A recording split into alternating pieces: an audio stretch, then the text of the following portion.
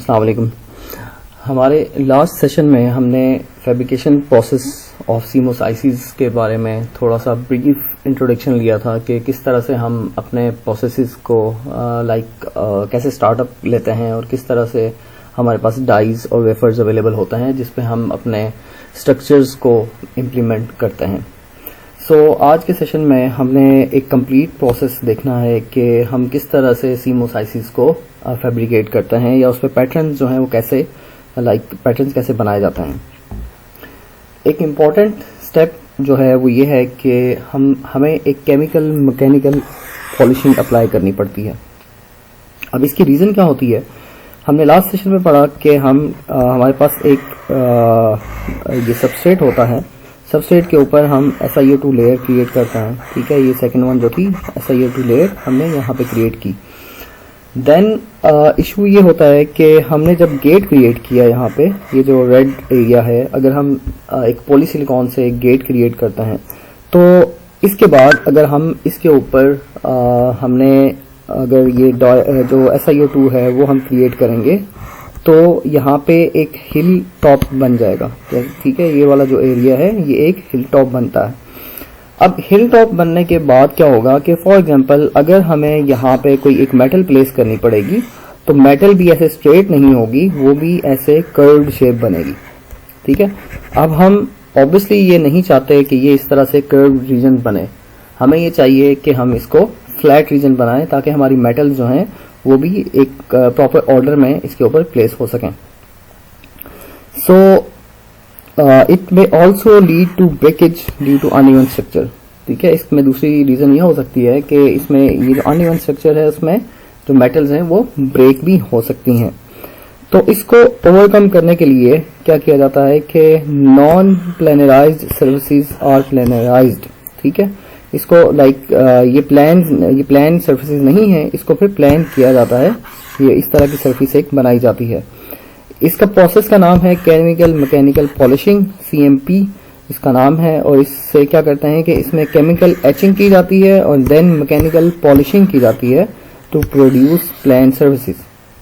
ठीक है, तो हम ये सर्फेस इसलिए बना रहे होते हैं ताकि इसके ऊपर जितने भी स्ट्रक्चर्स बनाए जाएं वो एक इवन उसमें लेआउट में डिजाइन किए जा सकें। Up till now we have studied the roles of patterns in forming a circuit. ठीक है, हमें पैटर्न्स का क्या रोल है कि एक सर्किट के डिजाइन करने में। हमने ये स्टडी किया था कि फॉर एग्जांपल अगर हमें एक इन्वर्टर डिजाइन करना है तो हमें एक PMOS चाहिए, हमें एक NMOS चाहिए। इन दोनों को आपस में कनेक्ट करना होता है, इनपुट्स को आपस में कनेक्ट करते हैं, आउटपुट्स को आपस में कनेक्ट करते हैं। तो इस तरह से हम एक सर्किट जो है बना सकते हैं। तो ये बेसिकली क्या है, ये पैटर्न है, ये पैटर्न एक बनाया जाता है जिससे आप एक सर्किट का नेटवर्क बना सकते हैं। And then we have to study how layers can be created using physical and chemical processes. अब हमने ये थोड़ा सा डिटेल में देखना है कि लेयर्स को किस तरह से डिजाइन किया जा सकता है। ठीक है, ये पैटर्न्स जो हैं ये कैसे क्रिएट किए जा सकते हैं। इसमें जो चीजें इन्वॉल्व होती हैं उसमें कुछ फिजिकल उसके प्रोसेसेस होते हैं और कुछ केमिकल प्रोसेसेस होते हैं। ठीक है, ये दोनों मिला के हमें जो ये पैटर्न्स हैं ये बेसिकली प्रोवाइड करते हैं। Uh photolithography is a technique जिसमें we allows us to create patterns of different layers on the surface of a chip. तो ये क्या करती है फोटोलिथोग्राफी, ये हमें पैटर्न्स जो हैं वो बेसिकली क्रिएट करके देती है। हमने आगे जितना भी प्रोसेस पढ़ना है ये प्रोसेस ही बेसिकली हमने कंटिन्यू करना है और इसी को हम लेके कंप्लीट करेंगे कि ये बेसिकली प्रोसेसेस क्या होते हैं। इसका मेजर प्रोसेस का नाम है लिथोग्राफी, जिसको हमने आज से स्टार्ट किया है और इसमें डिफरेंट स्टेप्स आएंगे जिसको हम बेसिकली कंप्लीट प्रोसेस से उन सारे स्टेप्स को फॉलो करने के बाद एक कंप्लीट आईसी का एक डिजाइन जो है वो हम बना सकते हैं और उसको फैब्रिकेट कर सकते हैं। फोटोलिथोग्राफी क्या होती है कि photolithography is done by projecting optical shadow of a pattern on the surface of chip. इसमें क्या करते हैं कि हम एक पैटर्न बेसिकली बनाते हैं ऑन एक ग्लास पे, और उस पे लाइट जब शेडो करते हैं तो वो पैटर्न जो है हमारे सरफेस पे आता है, चिप की सरफेस पे आता है। ये वैसा ही प्रोसेस है जैसा कि प्रोसेस आपने मोस्ट प्रोबेबली देखा होगा जब आप पीसीबी फैब्रिकेट करते हैं, तो वहां पे आप जो एक पैटर्न बना के एक पेपर पे या एक फिल्म पे पैटर्न बना के उसको ट्रांसफॉर्म करते हैं ऑन टू द पीसीबी, और उससे आप क्या कर सकते हैं कि जब उसकी एचिंग करते हैं तो वो वाला एरिया जो कि पीसीबी उसके अंडर आ रहा होता है वो रह जाता है, और उसके बाद उसके आसपास जितना भी एरिया होता है वो उसमें से खत्म हो जाता है। ठीक है, तो ये वही प्रोसेस है, इसको एक डिफरेंट वे से परफॉर्म किया जाता है in ICs. So lithography is continuously evolving to meet smaller process size. ये आपको पता है कि ये हम बार बार डिस्कस कर चुके हैं कि प्रोसेस साइज जो है या ट्रांजिस्टर साइज कह लें आप, कि वो बहुत ज्यादा रिड्यूस हो चुका है और वो रिड्यूस होता जा रहा है। अब इसको मीट करने के लिए इसके लाइक लिथोग्राफी जो है उसको ऑब्वियसली इवॉल्व होना पड़ता है, उसको अपडेट रहना पड़ता है, ताकि वो जो भी उसकी मॉडर्न टेक्निक्स हैं उनको अडॉप्ट कर सके। So it starts with desired pattern definition for layer. ठीक है, ऑन कैड इसमें आप एक पैटर्न डिजाइन करते हैं और वो पैटर्न जो है वो कैड में डिजाइन किया जाता है। फॉर एग्जांपल ये पैटर्न हमने डिजाइन किया, किसी भी तरह का एक पैटर्न था, यहाँ पे सर्किट्स बनाए हुए हैं जो कि इस तरह से डिजाइंड है। इसमें कुछ एरिया जो होगा वो डार्क है, कुछ एरिया जो है वो वाइट है। So the pattern is transformed on to high quality glass with metal. अब ये जो डार्क एरिया है ये मेटल है, और ये जो एरिया है ये ट्रांसपेरेंट एरिया है। इसे ये एक ग्लास पे इसको प्रोजेक्ट किया जाता है या उस पे बनाया जाता है। So this is called reticle और मास्क। इसके दो नाम आप यूज कर सकते हैं, इसको मास्क भी कह सकते हैं या इसको रेटिकल भी कह सकते हैं। मास्क इन अ सेंस के आप इसमें कुछ एरिया को मास्क करना चाहते हैं, आप ये नहीं चाहते कि वो एरिया अफेक्ट हो। फॉर एग्जाम्पल ये जो मेटल के अंडर एरिया है, इस ब्लैक रीजन में एरिया है, हम ये नहीं चाहते कि कोई भी लाइट या इसके अंडर जो भी रीजन हो उसको कोई इफेक्ट हो, तो हम उसको मास्क करते हैं ताकि उस पर कोई इफेक्ट ना हो जो भी हम फ्यूचर में जो केमिकल प्रोसेसेस करने जा रहे हैं। अब इसका साइज नॉर्मली जो रखा जाता है वो 5 to 10 टाइम्स इसका साइज रखा जाता है of the chip. Like for example अगर आपकी चिप जो है उसका साइज है 2x2, तो इसका साइज जो होगा वो लाइक अप्रोक्सीमेटली 10x10 या फिर 10x10 से लेके इसको आप कह सकते हैं कि it should be around 100x100। ठीक है, तो तकरीबन इट शुड बी 20x20, तो तकरीबन इतना साइज उसका रखा जाता है। अब ये साइज इतना क्यों रखा जाता है? क्योंकि जब भी आप इसके ऊपर जब आप लाइट इस पे पड़ेगी तो इसका जो शेडो बनेगा कंपैरेटिवली शेडो इसका कम बनेगा, तो जो शेडो बनेगा वो उसका चिप साइज का ही बनेगा जितना हमें रिक्वायर्ड है। तो इसलिए इसका साइज थोड़ा सा बड़ा रखा जाता है ताकि लाइट की वजह से जो शेडो बने वो उतना ही हो जितना हमें रिक्वायर्ड है। ठीक है, so the reticle contains 2 types of regions. इसमें 2 रीजन्स हैं, यही हम बात कर चुके हैं, एक ट्रांसपेरेंट है और एक ओपेक रीजन है जो कि ये वाला है हमारे पास मेटल रीजन है। The reticle is kept above the surface of the chip. So ये बात भी हम कर चुके हैं कि उस पर जो लाइट फॉल करती है तो उसका शेडो बन जाता है, और वो शेडो लाइक ऑब्वियसली जो भी उसके नीचे रीजन होता है उसको प्रोटेक्ट करता है। अब पैटर्न कैसे ट्रांसफर किया जाता है? पैटर्न को ट्रांसफर करने के लिए हमें ये तो हमने कह दिया कि उसके ऊपर हमें एक पैटर्न को वहां पे हम प्लेस करते हैं या उसके ऊपर उसका शेडो आता है, तो उसको अपने सरफेस पे जो वेफर की सरफेस है उस पे ट्रांसफर करने के लिए हमें बेसिकली यूज करना पड़ता है, फोटो रेजिस्ट यूज करना पड़ता है। ठीक है, ये फोटो रेजिस्ट का काम ये होता है कि जो रीजन फॉर एग्जाम्पल कोई भी एक रीजन है आपके पास, मैं इसको अगर इस तरह से ड्रॉ करूं, ये हमने क्या किया, यहाँ पे मेटल का रीजन आ रहा है, ये ओपन है जो क्रिस्टल क्लियर था लास्ट स्लाइड में, ये फिर मेटल है और यहाँ पे फिर मेटल है। जब लाइट यहाँ पे फॉल करेगी इन सारे रीजन्स पे, तो लाइट फॉल करेगी तो लाइट जो है वो इससे तो पास नहीं होगी, इसके नीचे जो भी रीजन होगा, फॉर एग्जांपल मेरे पास ये SiO2 लेयर थी, ये यहाँ से तो लाइट पास नहीं करेगी, ठीक है, इस एरिया से, तो इस रीजन को कोई इफेक्ट नहीं होगा, ये रीजन यहीं पे रहेगा। लेकिन ये वाला रीजन यहाँ से ऑफ हो जाएगा। ऑफ मीन्स यहाँ से वो, अगर हम उसको केमिकल प्रोसेस कर रहे हैं तो यहाँ से उसने एच हो जाना है, ये खत्म हो जाएगा। इसी तरह ये रीजन जो होगा ये भी खत्म हो जाएगा, ठीक है। तो यहाँ पे हमारे पास फोटो रेजिस्ट होगा जो कि इस एरिया को स्टॉप करता है, या इस एरिया को इस एरिया को वो एच करवाने देता है। सो हम क्या करते हैं कि सरफेस को कोट करते हैं with a light sensitive liquid plastic. So इस प्लास्टिक को इसलिए किया जाता है ताकि ये एक फोटो रेजिस्टिव बिहेवियर आपको प्रोवाइड कर सके और आप जो पैटर्न्स हैं उसको वेफर पे ट्रांसफर कर सकें।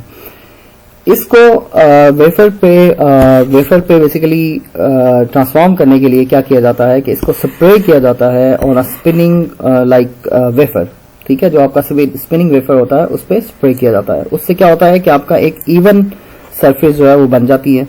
जैसे फॉर एग्जांपल हमारे पास ये एक वेफर है जो कि स्पिनिंग उस पोजीशन में है, यहाँ से उसको यहाँ पे उसको स्प्रे किया जाता है। जब इसको स्प्रे करते हैं तो इसकी स्पिनिंग की वजह से वो इवनली डिस्ट्रीब्यूट हो जाता है on whole of the surface, ठीक है। इस पूरी सरफेस पे इवन डिस्ट्रीब्यूशन इसकी हो जाती है। लेकिन इसमें एक इशू ये रह जाता है कि इसके जो कॉर्नर्स होते हैं, ये वाले एजेस जो हैं, यहाँ पे बीड्स बन जाता है, लाइक ये थोड़ा सा लाइक हिप्स जो है वो क्रिएट हो जाता है।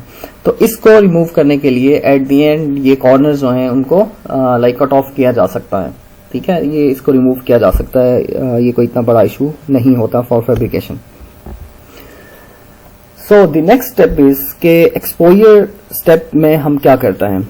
जो फोटो रेजिस्ट होते हैं acts like a photographic film and reacts to ultraviolet. मतलब आपको पता है कि फोटो रेजिस्ट का काम क्या होता है कि वो अगर फॉर एग्जांपल उस पर अल्ट्रावायलेट लाइट जो है वो पड़ती है तो वो सॉल्युबल होता है या इनसॉल्युबल होता है, ठीक है। ये दोनों तरह के फोटो रेजिस्ट होते हैं, एक आपका पॉजिटिव फोटो रेजिस्ट होता है और एक आपका नेगेटिव फोटो रेजिस्ट होता है, ठीक है।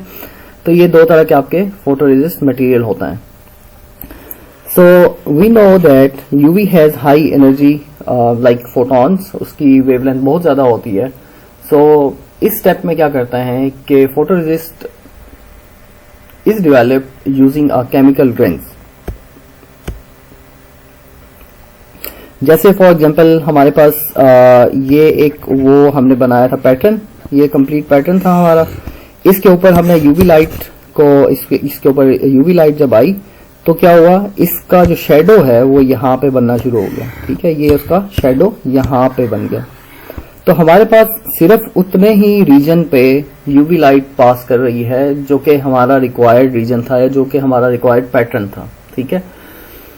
So we can say that a positive photo resist is initially insoluble, sorry, a positive photo resist is initially insoluble and when exposed to UV it becomes soluble. अब होता क्या है कि हमारे पास ये जो बिलो रीजन है, यहाँ पे ये सारा जो रीजन है इस पे फोटो रेजिस्ट कोटिंग हुई होती है।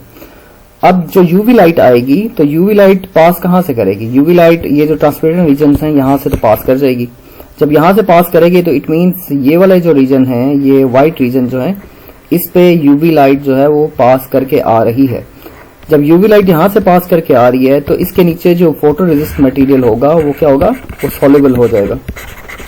तो इसके सॉल्युबल होने से क्या होगा, हमें ये एक्सपोजर मिल जाएगा। इसके नीचे जो भी लेयर होगी हम उसको एक्सपोज कर सकते हैं, उस पर जो ऑपरेशन परफॉर्म करना चाहें वो हम कर सकते हैं। इसके अलावा जो आपके नॉन एक्सपोज्ड रीजन्स होंगे वो हार्ड हो जाएंगे, वो उस पर आप नेक्स्ट कोई प्रोसेस नहीं कर सकते, लाइक उसको आप किसी दूसरे प्रोसेस के साथ मर्ज नहीं कर सकते। आप ये कह सकते हैं कि आपने उन रीजन्स को रिटेन किया है और बाकी रीजन्स को आपने लाइक वाइप आउट कर दिया। सो अब फोटो रेजिस्ट डेवलपमेंट क्या होती है, हम इसको एक एग्जांपल से समझते हैं। कुछ बातें जो हैं हम लाइक पिछली स्लाइड्स में थोड़ी सी कंफ्यूजिंग होंगी, लेकिन हम अभी इसको क्लियर करते हैं कि फोटो रेजिस्ट बेसिकली काम कैसे कर रहा होता है। So we say positive photo resist becomes soluble when exposed to UV. तो अगर कोई पॉजिटिव फोटो रेजिस्ट है उसको अगर आपने यूवी पे उसको एक्सपोज किया तो वो सॉल्युबल हो जाता है। फॉर एग्जांपल इस एग्जांपल में हमने वेफर के ऊपर एक फोटो रेजिस्ट मटेरियल कोट किया। ये जो कोटिंग हुई हुई है यहाँ पे, ये हमने एक फोटो रेजिस्ट कोटिंग कर दी। जब ये कोटिंग कर दी हमने, तो हमने एक पैटर्न बनाया, जो कि ये हमें एक पैटर्न गिवन है, जहाँ पे कुछ रीजन जो है वो ब्लैक है, ये आपका व्हाइट रीजन है, यहाँ पे भी व्हाइट रीजन है और ये भी एक व्हाइट रीजन है। तो होना क्या चाहिए? होना ये चाहिए कि यूवी लाइट यहाँ से सिर्फ पास करेगी, इस रीजन पे आएगी, कुछ रीजन ये वाला, कुछ रीजन यहाँ पे और कुछ रीजन जो है वो यहाँ पे। इसको उसने सॉल्युबल बनाना है, इसको बेसिकली उसने एच कर देना है, इसको यहाँ से खत्म कर देगी। ठीक है, होना बेसिकली ये चाहिए। सो होगा ऐसे ही कि जब इस पे यूवी लाइट पड़ेगी, so it is exposed, it is these areas are removed from like this photoresist material। so हम ये कह सकते हैं कि यहाँ पे ये आपके होल्स क्रिएट हो गए हैं, या यहाँ पे एम्प्टी स्पेसेस जो हैं वो क्रिएट हो गई हैं। अब ये काम है पॉजिटिव फोटोरेजिस्ट का, लेकिन अगर आप नेगेटिव फोटोरेजिस्ट कहेंगे तो फिर क्या होगा? नेगेटिव फोटोरेजिस्ट में क्या होगा कि ये वाले रीजन्स जो हैं ये सॉल्युबल हो जाएंगे, ये वाले, और बाकी जो रह जाएंगे वो सॉल्युबल नहीं होंगे, वो आपके लाइक हार्डन रीजन्स बन जाएंगे। ठीक है, तो ये पॉजिटिव और नेगेटिव में यही डिफरेंस है।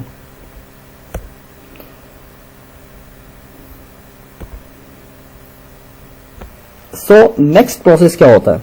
अब हमने ये काम तो कर दिया कि फॉर एग्जांपल हमने इसके फोटो रेजिस्ट लेयर की वजह से हमने ये एरिया को ओपन करा दिया और ये एरिया हमने हार्ड करवा दिया। हार्ड मीन्स इसको हमने रिटेन कर लिया। अब हम क्या करते हैं कि इसकी एचिंग करते हैं। एचिंग मीन्स के हम इस रीजन को खाली करेंगे, इस रीजन को हम चाहते हैं कि यहां से एम्प्टी हो जाए, या आप ये कह सकते हैं कि हम ये चाहते हैं कि ये वाला रीजन यहां से खत्म हो जाए और ये वाला रीजन भी खत्म हो जाए। अब ये रीजन हम क्यों खत्म करना चाहते हैं? ये रीजन हम इसलिए खत्म करना चाहते हैं कि इसके नीचे हम क्या कर सकें, हम बेसिकली जो इम्प्लांट्स हैं, या आप ये कह सकते हैं कि जो एक्टिव रीजन्स हैं N+ या जो P+ रीजन्स हैं, वो हम क्रिएट कर सकें। उसको क्रिएट करने के लिए क्या किया जाता है कि उसको क्रिएट करने के लिए एचिंग की जाती है। ठीक है, ये यहाँ पे हमने इसको एच करना है ताकि ये रीजन जो है यहाँ से खत्म हो जाए। So the surface is subjected to usually a reactive ion H gaseous plasma. That removes the exposed layer, oxide or other photoresist protects unexposed surfaces. इसमें बेसिकली ये एक रिएक्टिव आयन एचिंग प्रोसेस है जिसको यूज किया जाता है, और इसमें ये जो रीजन होते हैं, जो ओपन रीजन होते हैं जहां पे फोटोरेजिस्ट नहीं होता, वो क्या होता है, वो खत्म हो जाता है। सॉरी। तो आपके पास ये ओपन रीजन्स, एक्टिव रीजन्स बन जाता है। And obviously this process can pattern like any layer, almost any layer. ठीक है, तकरीबन सारी लेयर्स इस प्रोसेस के थ्रू आप अचीव कर सकते हैं। ठीक है, प्रोसेस बेसिकली यही होता है, बेसिक प्रोसेस यही होता है। अब एक्टिव रीजन्स जो हैं वो कैसे क्रिएट किए जाते हैं? In order to create an active region, like obviously active region means N+ या P+ regions, इनको डॉक किया जाता है। Oxide layer is drawn on wafer and patterned by etching using lithography। ठीक है, ऑक्साइड लेयर तो हमने बना दी, उसको पैटर्न कर दिया, उसके बाद ऑब्वियसली उस पर एचिंग कर देते हैं, and then the new surface is exposed to ion implantation to create doped regions। अब इसके बाद क्या किया जाता है कि आपके जो सरफेसेस हैं उसको इम्प्लांट किया जाता है, या उसको लाइक आयन इम्प्लांटेशन की जाती है। आयन इम्प्लांटेशन मीन्स आप लाइक आसान अल्फाज में ये कह सकते हैं कि फॉर एग्जांपल अगर हमने कोई चीज इम्प्लांट करनी है, फॉर एग्जांपल हमने N+ रीजन यहाँ पे क्रिएट करना है, तो हम क्या करते हैं, ये आपके पास पहले ही P सबस्ट्रेट है। ठीक है, हम क्या करते हैं कि यहाँ पे आयन्स की बम्बार्डमेंट करते हैं on whole of this surface. ठीक है, अब आयन जो है वो इधर से तो पास होने से रहे, क्योंकि यहाँ पे हमने पहले ही हार्ड रीजन क्रिएट किया हुआ है। तो नॉर्मली क्या होता है कि आयन जो है वो इस एरिया से पास करते हैं, यहाँ पे आते हैं, कंबाइन होते हैं होल्स और इलेक्ट्रॉन्स के साथ, और ऑब्वियसली ये आर्सेनिक आयंस हैं, तो यहाँ पे आपके पास इस एरिया में या इस रीजन में, ये जो रीजन है यहाँ पे आपके पास n+ रीजन जो है वो लाइक बढ़ जाएगा। यहाँ पे आपके पास नंबर ऑफ इलेक्ट्रॉन्स जो है, फ्री इलेक्ट्रॉन्स जो है वो बढ़ जाएंगे, तो ये एक n+ रीजन बन जाएगा। और यहाँ पे भी ऐसा ही होगा, यहाँ पे आपके पास n+ रीजन क्रिएट हो जाएगा। ठीक है, तो जब भी आप आयन इम्प्लांटेशन करेंगे तो उससे आपके पास n+ या p+ रीजन, जिन्हें आप एक्टिव रीजन कहते हैं, वो बन जाता है। ठीक है, so this is a method where we can create n+ regions. अब ये तो एक था बेसिक प्रोसेस जिसमें आप क्या कर सकते हैं कि आपने p सबस्ट्रेट लिया, उस पे आपने SiO2 लेयर क्रिएट की। फॉर एग्जांपल मैं इसको अगर इस तरह से ड्रॉ करूं, यहाँ पे आपने एक p+ रीजन लिया, इसके ऊपर आपने एक SiO2 लेयर क्रिएट की। देन यू क्रिएटेड पैटर्न्स, जो कि हमने ये कह दिया कि फॉर एग्जांपल ये पैटर्न बनाया, फिर हमने एक ये पैटर्न ये बना दिया, एक पैटर्न हमने ये बना दिया। इस पैटर्न के बाद हमने इस एरिया को खत्म करके यहाँ से एचिंग करके यहाँ नीचे हमने n+ रीजन क्रिएट कर दिया। ठीक है, तो हमारे पास अभी n+ रीजन्स या एक्टिव रीजन्स तक हमने इसकी जो प्रोसेसिंग है वो हम कर चुके हैं। अब मल्टीपल चिप्स कैसे क्रिएट किए जाते हैं? मल्टीपल चिप्स क्रिएट करने के लिए इसका जो आसान प्रोसेस है वो ये है कि a large number of identical sites जो हैं वो बेसिकली क्रिएट की जाती हैं। अब आइडेंटिकल साइट्स का मतलब क्या है? आपने एक पैटर्न बनाया, जो भी हमने यहाँ पे ड्रॉ किया था, यही पैटर्न फॉर एग्जांपल आपने इस साइड पे भी बनाया, इस साइड पे भी बनाया और इस साइड पे भी बनाया। आप यही पैटर्न जो है वो आप रिपीट करना चाहते हैं मुख्तलिफ लोकेशंस पे। So we have a wafer stepper and apparatus that accurately moves in steps the wafer to expose next site.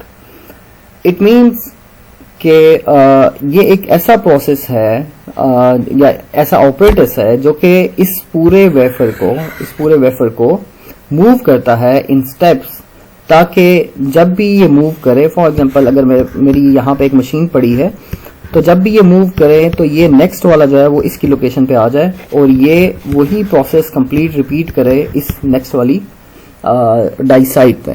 ठीक है, तो ये आइडेंटिकल प्रोसेसेस जो हैं वो क्रिएट करता रहेगा। So there are some locations which are called sites containing test structures and circuits. So कुछ आपके ये टेस्ट सर्किट्स होते हैं जहां पे आप बेसिकली क्या कर सकते हैं कि इसको टेस्ट कर सकते हैं using different capacitor values, dope regions, MOSFETs and simple circuits. ये डिफरेंट सर्किट्स होते हैं और इनको बेसिकली आप टेस्ट इसलिए करते हैं ताकि आप ये जज कर सकें कि जो भी आपकी फैब्रिकेशन प्रोसेस चल रहा है वो एक ऑर्डर में चल रहा है, उसमें कोई इश्यूज नहीं है, एक प्रॉपर फैब्रिकेशन जो उसकी हो रही है उसमें कोई इश्यूज नहीं आ रहे।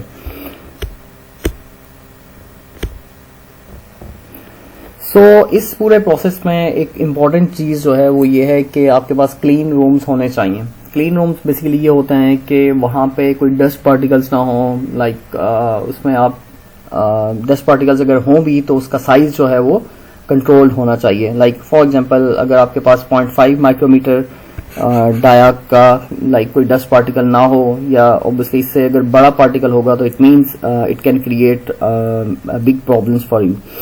इसके कुछ रूल्स होते हैं, या आप ये कह सकते हैं कि इसके कुछ क्लासेस होती हैं, क्लास X या क्लास MY क्लीन रूम्स होते हैं, जिनको ये करने के लिए यूज किया जाता है कि वो कितने एफिशिएंट हमारे पास क्लीन रूम्स हैं। जैसे फॉर एग्जांपल इस टेबल में अगर आप देखें तो इस टेबल में यहाँ पे फॉर एग्जांपल क्लास 1 का रूम है। इसका मतलब ये है कि जो 0.1 डाया के पार्टिकल्स हैं वो तकरीबन इतने होंगे पर square foot, not square foot but cubical feet. और क्लास 1 के ही रूम में अगर आप देखें 0.2 डाया के जो पार्टिकल्स हैं वो तकरीबन 7.5 होंगे, और इसी के अगेंस्ट अगर आप देखें तो 0.3 माइक्रोमीटर डाया के पार्टिकल्स 3 होंगे, और 0.5 माइक्रोमीटर डाया का पार्टिकल 1 होगा, 1 पर फीट क्यूब फिट। तो इट मीन्स के ये जो क्लासेस डिफाइन की जाती हैं ये नॉर्मली 0.5 माइक्रोमीटर के हिसाब से की जाती हैं। क्लास 1 मीन्स के only one particle in cubic fit of diameter 0.5, और इसी तरह 10 पार्टिकल्स होंगे इन क्लास 10, और इसी तरह वेरी करेंगे। ठीक है, तो जो आपका बेस्ट क्लीन रूम आप कहें वो ये है कि वो क्लास 1 है, क्योंकि उसमें एक पार्टिकल होता है ऑफ साइज 0.5 माइक्रोमीटर पर cubic feet. So you can say class 1 is best as compare to class 1000 और 10,000।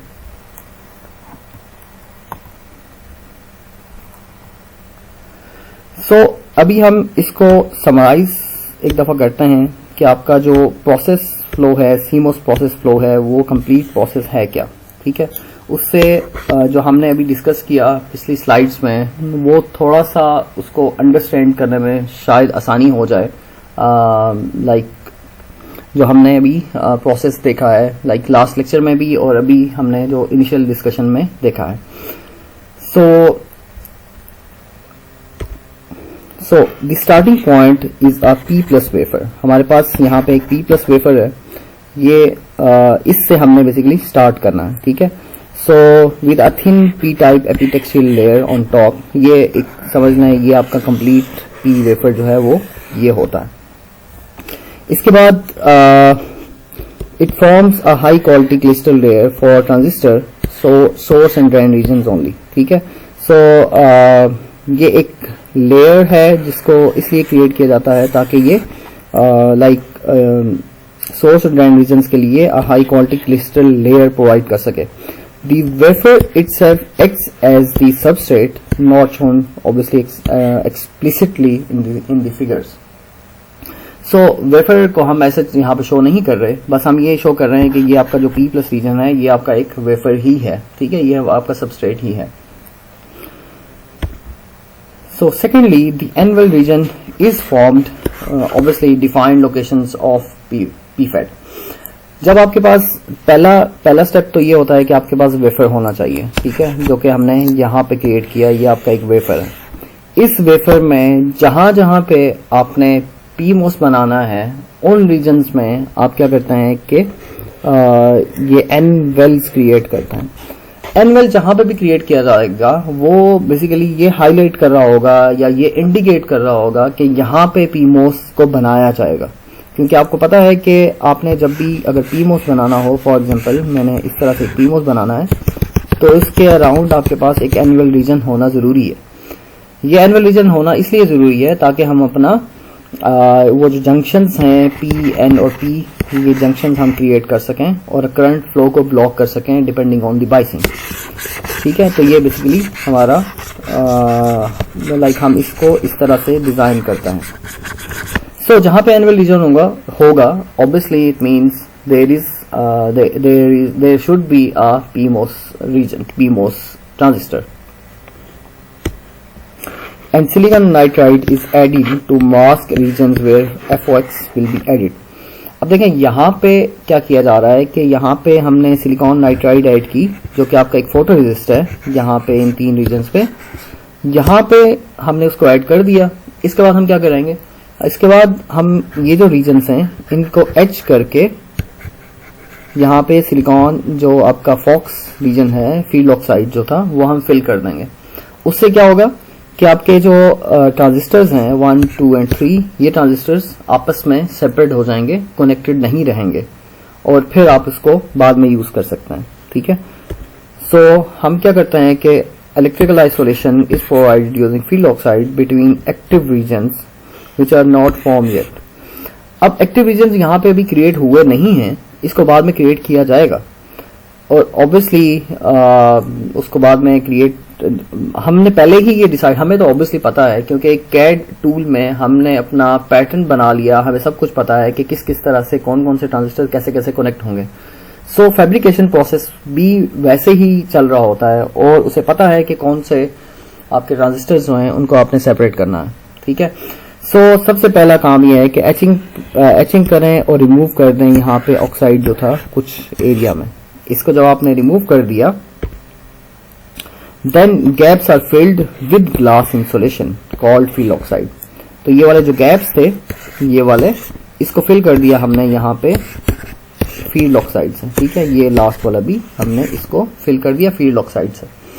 अब ये फील्ड ऑक्साइड क्या करेगा, ये आपके रीजन्स को सेपरेट करता है, लाइक आपके ट्रांजिस्टर्स को सेपरेट करता है, उसको आपस में कनेक्ट नहीं करता। One FOX is shown the nitride oxide pattern is removed. ठीक है, जब हमने फील्ड ऑक्साइड बना दिया, हमने उनको सेपरेट भी कर दिया, तो हम क्या करते हैं कि नाइट्राइड, ये वाला जो नाइट्राइड था और ये वाला जो आपका इंसुलेशन थी, इसको हम रिमूव कर देता है। ठीक है, तो हमने यहां से उन सारी चीजों को रिमूव कर दिया। Then like MOSFETs are now form using a self aligned gate process. The gate oxide layer is deposited specified by T oxide, क्योंकि आपको पता है कि जो आपका गेट है उसकी जो थिकनेस होती है वो बेसिकली टी ऑक्साइड होती है। सॉरी, गेट की थिकनेस टी ऑक्साइड नहीं होती, ये आपका सिलिकॉन जो इसके गेट के नीचे होता है उसकी थिकनेस टी ऑक्साइड होती है। The gates are created using polysilicon layer pattern. ये वाले आपके गेट्स इसके बाद क्रिएट किए जाते हैं। अब यहाँ पे जब 3 गेट्स क्रिएट किए गए हैं, तो it means we have 3 transistors. This is NMOS, this is NMOS and this is PMOS। अब हमें ये कैसे पता चला, क्योंकि यहाँ पे हमारे पास N वेल है, तो ऑब्वियसली सिर्फ एक PMOS है, बाकी 2 NMOS हैं। ठीक है, अब इसको इम्प्लांट कैसे किया जाता है? इम्प्लांट मीन्स लाइक आपके पास जो एक्टिव रीजन्स हैं, ये वाला P+ और ये वाला P+, ये रीजन्स कैसे क्रिएट किया जाता है? हम क्या करते हैं कि यहाँ पे एक लाइक P select, ये जो रीजन है ये हम यहाँ पे क्रिएट करते हैं, जिसे आप रेजिस्टिव मटेरियल कह सकते हैं या रेजिस्टिव रीजन आप कह सकते हैं। ये हमने यहाँ पे क्रिएट कर दिया। अब ये क्या करेगा, जब भी आपकी आयन इम्प्लांटेशन होगी, तो ये एरियाज जो होंगे ये बेसिकली क्या करेंगे, यहाँ से आयन्स पास होंगे और यहाँ पे जाके एक डोपिंग क्रिएट कर देंगे और यहाँ पे भी डोपिंग क्रिएट कर देंगे। और यहाँ पे हमारे पास P+ रीजन बन जाएगा, क्योंकि हम बोरॉन की इम्प्लांटेशन कर रहे हैं। लेकिन यहाँ पे ऑब्वियसली फील्ड ऑक्साइड है, इसको कोई फर्क नहीं पड़ेगा। यहाँ पे हमारे पास गेट है, इसको कोई फर्क नहीं पड़ेगा। यहाँ पे हमारे पास रेजिस्टिव मटेरियल है, इसको फर्क नहीं पड़ेगा। और ये सारे का सारा रेजिस्टिव मटेरियल, सिर्फ फर्क पड़ेगा इस रीजन को जो कि इसमें एक्सपोज होगा, और यहाँ पे आपके पास P+ रीजन्स क्रिएट हो जाएंगे। ठीक है, here we say polysilicon gates acts as the absorbent material, और ये absorb कर लेगा जो भी आपके पास इम्प्लांट वाला आपके पास मटेरियल आएगा या आपके पास आयन्स आएंगे। इसलिए इसको सेल्फ अलाइंड गेट कहते हैं, लाइक ये अपने आप को इफेक्ट नहीं होने देता। ठीक है, same process obviously can be perform for N+ regions. यहाँ पे रेजिस्ट मटेरियल क्रिएट किया हमने, ऑब्वियसली ये रेजिस्ट मटेरियल है, ये रेजिस्ट मटेरियल है। जहाँ पे रेजिस्ट नहीं है वहां पे हमारे पास N+ रीजन्स क्रिएट हो जाएंगे। ठीक है, तो अभी अगर हम इसको थोड़ा सा लाइक सिंप्लीफाई करके देखें, तो हमारे पास इस तरह का पैटर्न बनता है। मतलब आपके पास फाइनल जो एक गेट है वो इस तरह का बनेगा। यहाँ पे हम क्या करते हैं कि एक CVD ऑक्साइड की लेयर क्रिएट करते हैं on top of this all, और ऑब्वियसली आपको पता है कि यहाँ पे हमें एक CMP प्रोसेस करना पड़ेगा, जिसे हम मैकेनिकल पॉलिशिंग कह रहे थे। अब ये क्यों करना पड़ता है, क्योंकि यहाँ पे आपको पता है ये गेट है, अगर ये गेट लाइक ये पॉलिशिंग ना करें तो आपके पास इस तरह के रीजन्स यहाँ पे बन जाएंगे, इस तरह के रीजन्स बन जाएंगे। ठीक है, तो अगर इसके ऊपर जब आप मेटल्स क्रिएट करेंगे तो मेटल्स भी इसी पैटर्न्स में होंगी, तो जो कि ऑब्वियसली ब्रेक हो सकती हैं। इसको अवॉइड करने के लिए यहाँ पे हमारे पास ये प्रोसेस किया जाता है। एक्टिव कॉन्टैक्ट्स इसके बाद ऐड किए जाते हैं। फॉर एग्जांपल, जहाँ पे हमें N+ रीजन्स या P+ रीजन्स को कनेक्ट करना है, हमें यहाँ पे एक्टिव कॉन्टैक्ट्स ऑब्वियसली क्रिएट किए जाते हैं। ये कैसे क्रिएट किए जाते हैं? By etching holes in the CVD ये आपका जो CVD है इसमें होल्स क्रिएट किए जाते हैं बाय एचिंग, और उसमें फिल किया जाता है अ मेटल लाइक टंगस्टन। तो मतलब इसमें क्या करते हैं, फिर हम मेटल फिल कर देते हैं। Then we add metal on top of it, ठीक है, ताकि हम इसको यहाँ पे कनेक्ट कर सकें। यहाँ पे मेटल क्रिएट की, ये सारी मेटल क्रिएट की। देन हमें इसके ऊपर मास्क ऐड करना होता है, मास्क कह लें या आप इस पे आइसोलेशन कह लें। तो इस तरह से यहाँ पे आइसोलेशन भी क्रिएट कर दी जाएगी, जो कि ऑब्वियसली इस लेयर को दूसरी लेयर से आइसोलेट कर देगी।